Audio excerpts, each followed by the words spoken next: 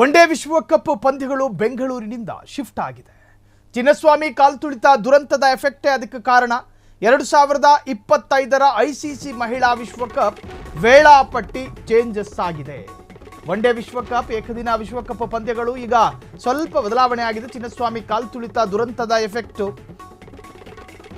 2025ರ ICC ಮಹಿಳಾ ವಿಶ್ವಕಪ್ ವೇಳಾಪಟ್ಟಿ ಬದಲಾವಣೆ. ಬೆಂಗಳೂರು ಈವರೆಗೂ ನಿರೀಕ್ಷೆ ಮಾಡಿರದ ಅತ್ಯಂತ ಗಂಭೀರವಾದಂಥ ಒಂದು ಕಾಲ್ತುಳಿತ ಪ್ರಕರಣ ಅದು. ದೆಹಲಿಯಲ್ಲಿ ಬೀದಿ ನಾಯಿ ತೆರವು ಸಂಬಂಧ ಆದೇಶ. ಭಾರತ ಶ್ರೀಲಂಕಾ ಪಂದ್ಯ ಗುವಾಹಟಿಗೆ ಶಿಫ್ಟ್ ಆಗಿದೆ.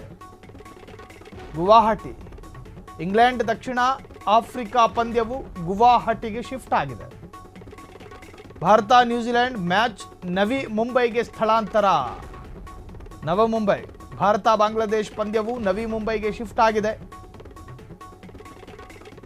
ಏಕದಿನ ವಿಶ್ವಕಪ್ ಪಂದ್ಯಗಳ ಬದಲಾದ ಒಂದು ವೇಳಾಪಟ್ಟಿಯನ್ನು ತೋರಿಸಿದ್ವಿ ನಾವು.